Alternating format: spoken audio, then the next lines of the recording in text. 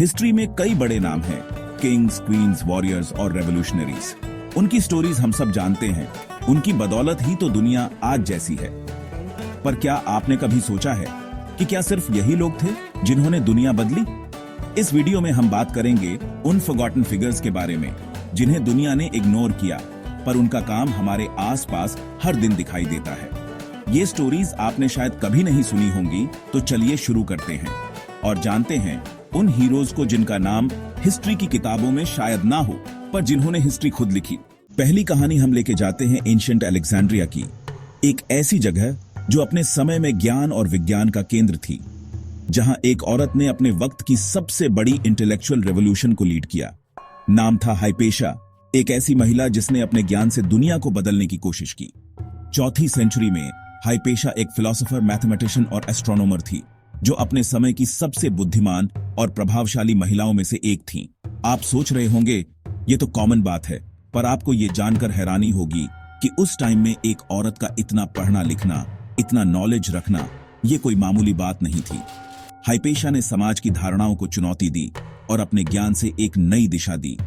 हाइपेशा ने अपने फादर, जो खुद एक मैथमेटिशियन थे, उनसे सीखा और फिर खुद एक टीचर बनी। उन्होंने अपने पिता से न केवल गणित सीखा, बल्कि ज्ञान की प्यास भी विरासत में पाई। हाइपेशा ने अलेक्जेंड्रिया की फेमस लाइब्रेरी में पढ़ाया, जहां उन्होंने फिलॉसफी, मैथमेटिक्स और एस्ट्रोनॉमी जैसे सब्जेक्ट्स पे लेक्चर्स दिए। ये लाइब्रेरी उस समय का सबसे बड़ा ज्ञान का भंडार थी। उनके लेक्चर्स इतने पॉपुलर थे कि लोग दूर दूर से उन्हें सुनने आते थे। हाइपेशा की विद्वता और शिक्षण शैली ने उन्हें एक जीवित किंवदंती बना दिया था। अगर आप एरिस्टोटल या प्लेटो को जानते हो, तो आपको हाइपेशा के बारे में भी जानना चाहिए। उन्होंने इन दोनों फिलोसोफर्स के काम पे कमेंट्रीज लिखे और उनके आइडियाज को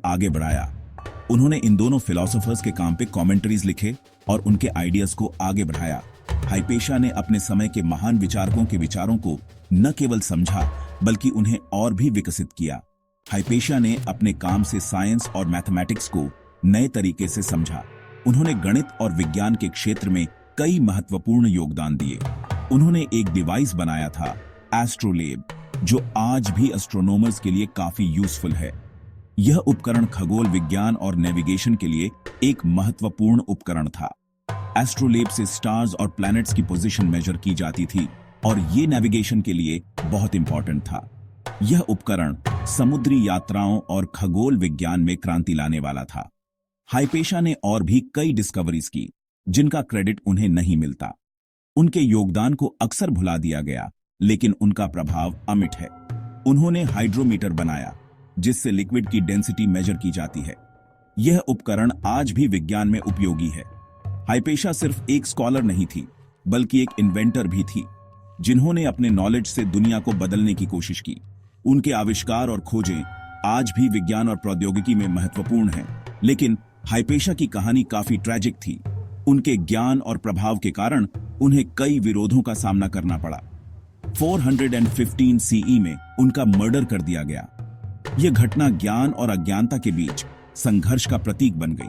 उनकी मौत ने अलेक्जेंड्रिया की गोल्डन एज को खत्म कर दिया, लेकिन उनका काम कभी नहीं भुलाया गया। हाइपेशा की विरासत आज भी जीवित है। उनका मर्डर एक ऐसे मॉब ने किया था जो उनसे खौफजदा थे, उनके नॉलेज से डरते थे। यह घटना उस समय की सामाजिक और धार्मिक उथल-पुथल को दर्शाती है। आज भी उनकी डिस्कवरीज से हमारी दुनिया को फायदा हो रहा है। उनके आविष्कार और विचार आज भी विज्ञान और प्रौद्योगिकी में उपयोगी हैं। हाइपेशा की कहानी सिर्फ एक औरत की कहानी नहीं है, बल्कि ये उस हर इंसान की कहानी है जो नॉलेज को सुप्रीम मानता है, जो सच्चाई की तलाश में लगा रहता है, चाहे उसके लिए उसे कितनी भी बड़ी कीमत क्यों ना चुकानी पड़े। यह कहानी ज्ञान की शक्ति और अज्ञानता के खिलाफ संघर्ष की है। तो आइए हम सब मिलकर हाइपेशा की लेगेसी को आगे बढ़ाएं और एक ऐसी दुनिया बनाएं जहां नॉलेज की कद्र हो और इग्नोरेंस को कोई जगह ना हो। हाइपेशा की कहानी हमें यह सिखाती है कि ज्ञान की खोज कभी समाप्त नहीं होती। चलिए अब हम अफ्रीका की तरफ चलते हैं, जहां एक और लेजेंड की कहानी है जो साहस और दृढ़ संकल्प की मिसाल है। ये कहानी है एक ऐसे महान नेता की जिसने अपने देश को विदेशी ताकतों से बचाया। 1896 में एम्परर मेनेलिक डुबू ने अपने देश इथियोपिया को कॉलोनाइजेशन से बचाया था। उन्होंने अपने देश को एकजुट किया और एक मजबूत सेना का निर्माण किया। ये वो टाइम था जब यूरोपियन पावर्स पूरी दुनिया में अपना कब्जा कर रहे थे और अफ्रीका के ज्यादातर हिस्से पे उनका राज हो चुका था। हर तरफ से खतरे मंडरा रहे थे, लेकिन मेनेलिक डुबू ने अपने देश को अपनी मुट्ठी में रखा और यूरोपियन पावर्स को अपने ऊपर हावी नहीं होने दिया। उन्होंने अपने लोगों को एकजुट किया और उन्हें आत्मविश्वास दिलाया। जब इटली ने इथियोपिया पर अटैक किया तो उन्हें लगा था कि ये एक आसान जीत होगी। उन्होंने सोचा था कि इथियोपिया की आर्मी उनके मॉडर्न वेपन्स के आगे टिक नहीं पाएगी, लेकिन मेनेलिक ने एक ऐसे बैटल जीती जो हर किसी को शॉक कर गई। उन्होंने अपनी रणनीति और साहस से दुश्मनों को चौंका दिया। द बैटल ऑफ एडीडब्ल्यूए, जहां मेनेलिक की आर्मी ने इटली की आर्मी को हरा दिया। ये जीत सिर्फ एक युद्ध की नहीं थी, बल्कि एक पूरे महाद्वीप की जीत थी।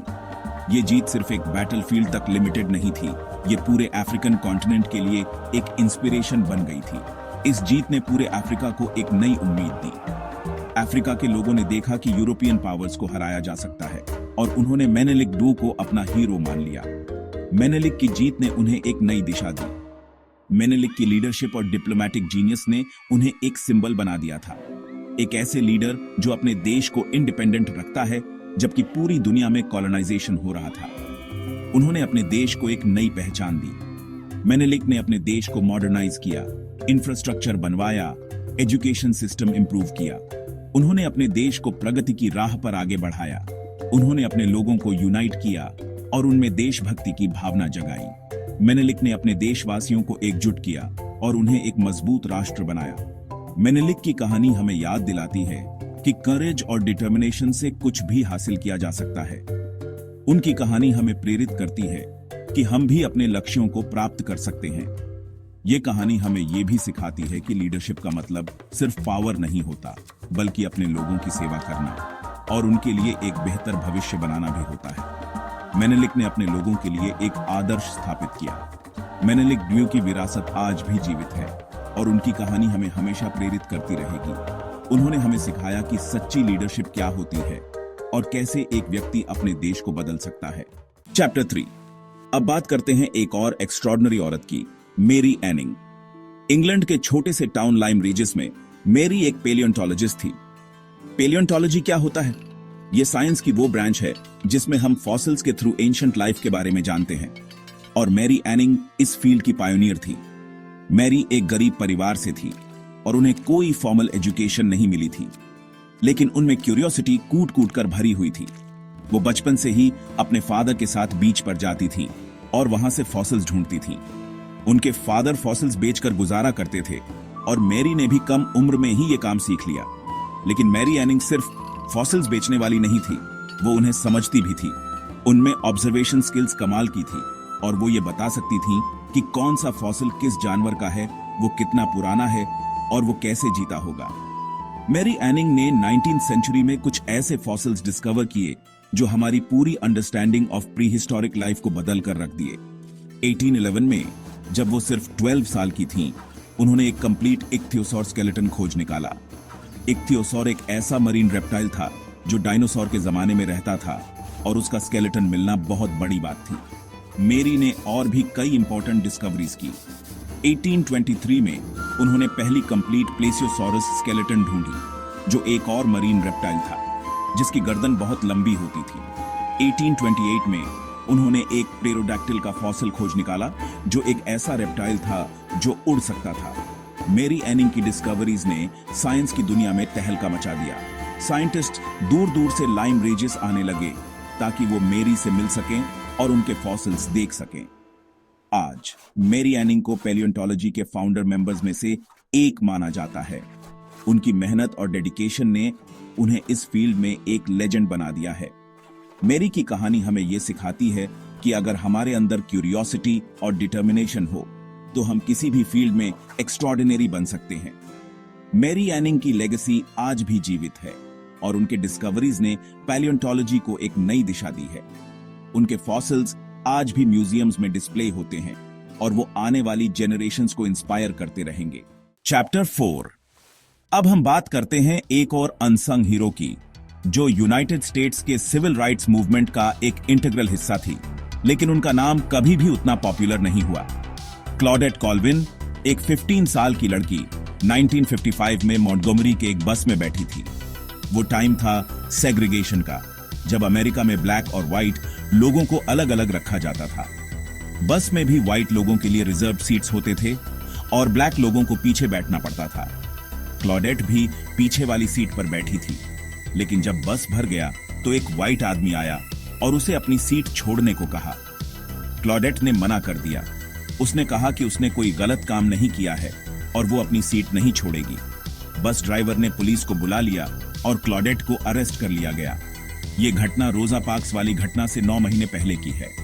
रोजा पार्क्स ने भी बस में अपनी सीट छोड़ने से मना कर दिया था और उनकी अरेस्ट ने मॉन्टगोमरी बस बॉयकॉट को जन्म दिया था, जो सिविल राइट्स मूवमेंट का एक टर्निंग पॉइंट माना जाता है। लेकिन बहुत कम लोग जानते हैं कि क्लॉडेट ने रोजा पार्क्स से पहले ही ये हिम्मत दिखाई थी। क्लॉडेट का करेज, जो एक यंग और प्रेग्नेंट लड़की थी, उसने एक मूवमेंट को इंस्पायर किया। उस समय के सिविल राइट्स लीडर्स ने क्लॉडेट के केस को उतना हाईलाइट नहीं किया, क्योंकि उन्हें लगता था कि एक यंग, सिंगल, प्रेग्नेंट लड़की को मूवमेंट का चेहरा बनाना ठीक नहीं होगा। लेकिन क्लॉडेट की हिम्मत को कम नहीं आंका जा सकता। उसने अत्याचार के खिलाफ आवाज उठाई और अपने लिए अपने हकों की लड़ाई लड़ी। ऊतरो, ये थी कुछ उन स्टोरीज की बातें जो हम भूल गए हैं, लेकिन जो दुनिया को बदल कर चली गई। तो अगले बार जब आप हिस्ट्री के बारे में सोचें या पढ़ें तो याद रखिए, ये सिर्फ फेमस नाम नहीं, बल्कि उन लोगों का भी काम था जिन्हें हमने कभी प्रॉपरली एक्नॉलेज नहीं किया। तो अगर आपको ये वीडियो पसंद आए तो लाइक करें, शेयर करें और हमारे चैनल को सब्सक्राइब करें ऐसे और भी स्टोरीज के लिए। धन्यवाद।